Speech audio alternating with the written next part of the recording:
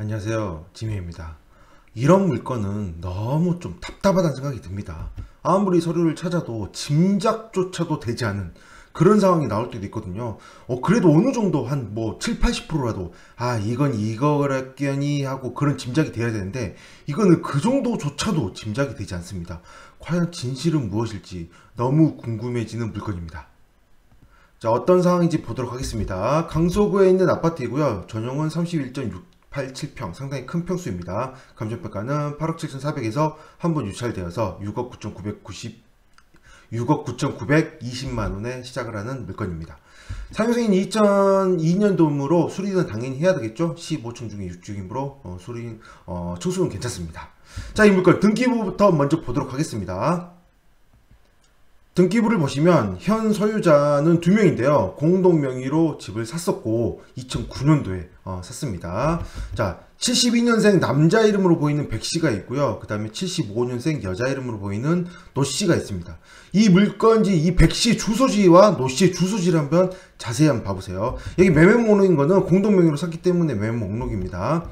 자, 백씨의 주소지는 평택입니다. 평택. 그리고 노씨의 주소지는 도곡동의 도곡 렉스 아파트입니다. 201동이죠. 201동임을 열어놓은 이유가 있어서입니다. 자, 이런 상황에서 2009년도에 이 집을 사면서 기존의 소유자가 가지고 있던 이 근저당 등은 전부 말소를 시킵니다.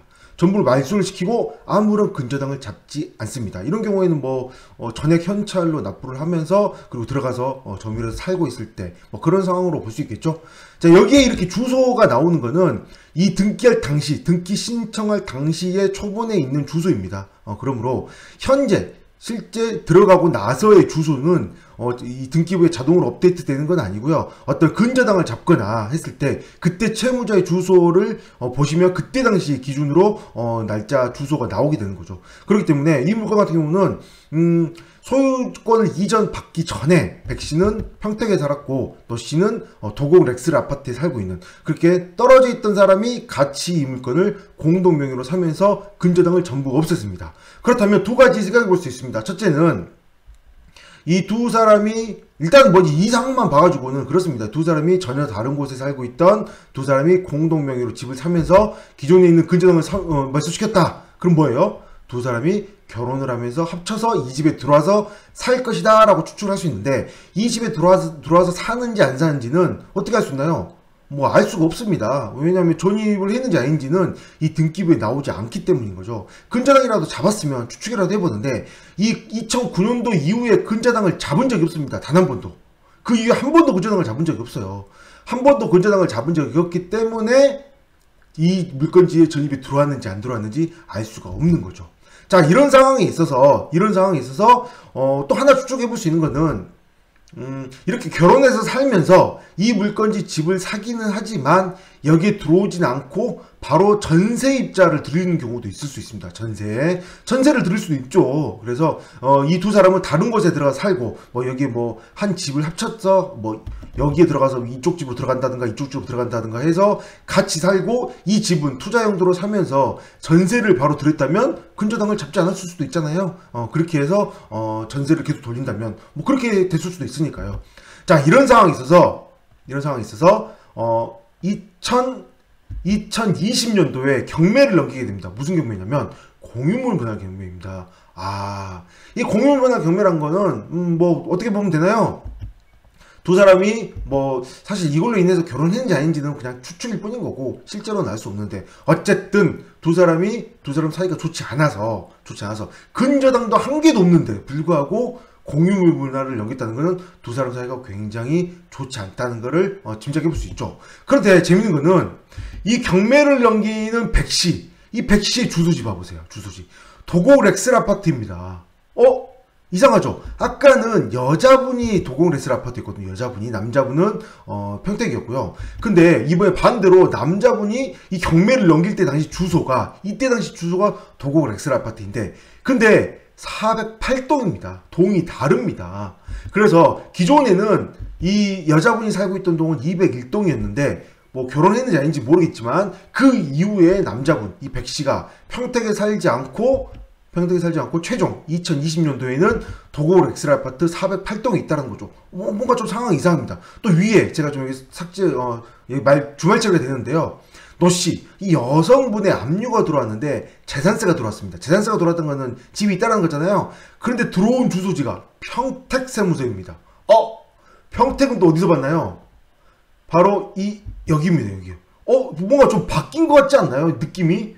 이상하네요. 여자분은 여기 도곡 엑스레이 아파트에 살았는데 재산세는 평택에서 나왔고, 그냥 남자분은 이 평택에 살았는데 나중에 경매를 넘길 때, 사이가 안 좋아서 경매를 넘길 때는 도곡 엑스레이 아파트의 다른 동에 살고 있고, 참 상황이 이상합니다. 자, 그런데 여기다가 매각 물건 명세서를 보시면 전입자 최씨가 있습니다. 최씨가 2009년도 2월 26일에 전입을 했는데요. 경매 개시 결정 등기가 말소 기준 권리이기 때문에 그 전보다 빠릅니다. 그러므로 대항력이 있습니다. 그러므로 이 세입자는 대항력이 있으므로 보증금이 있다면 낙찰자가 전액 인수를 해야 됩니다. 경매를 넘길 당시에 이 백씨는 지금 이 물건지 주소가 아니라 도곡 엑스레이 아파트에 살고 있죠. 그렇다는 것은 이 물건지 주소에는 이 백씨는 살고 있지 않다는 뜻인데, 과연 이 노씨도 물건지에 살고 있지 않은 건지, 아니면 둘 다 살고 있지 않아서 이렇게 세입자를 들인 건지조차도 정보가 없다는 거죠. 이게 어느 건지 정말 모르겠어요.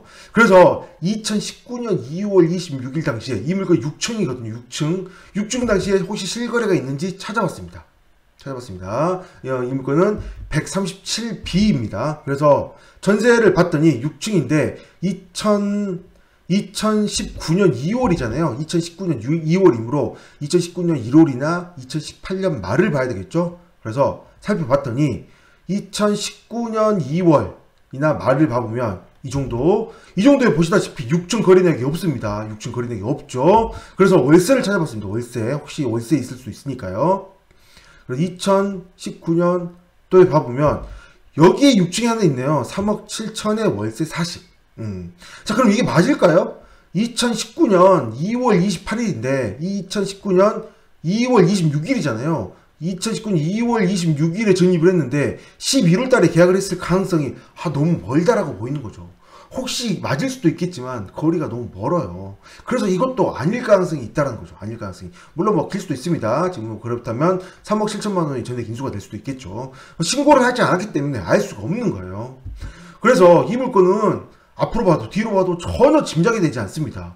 이 세입자가 진정한 세입자가 맞는지, 얼마의 보증금 인수를 해야 될지 추정조차도 되지 않는 그런 상황인 거죠. 이거는 이 물건을 입찰하실 분은 반드시 이 물건지 방문하셔서 최씨가 보증금이 얼마가 되는지 반드시 확인을 하셔야 됩니다.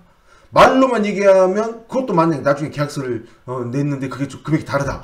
그러면 또 머리 아플 수가 있습니다. 이건 굉장히 좀 전혀 짐작이 안 되는 이런 상황은 좀 사실 아무리 경멸하지만 이런 상황은 좀 너무하지 않나 좀 싶은 생각을 해보게 됩니다. 아무리 이 두 사람이 사이가 안 좋아져서 이렇게 두 사람 사이가 안 좋아서 경매로 넘어가긴 했지만 어느 정도 정보라도 있어야 입찰이라도 하지, 짐작이라도 할 거잖아요. 이거는 전혀 짐작이 되지 않는 물건이므로 전혀 짐작이 되지 않으니 반드시 알아보실 분들은 반드시 알아보셔야 됩니다. 자, 실거래. 자, 봐보시면 실거래 매매 실거래 봐보시면 마지막 거래가 지금 9억 7천, 9억 8천 정도 되는 그 정도인데, 지금 보시면 이 물건지는 9억 8천, 7천 이 정도면 충분히 낙찰이 됐었어야 되거든요.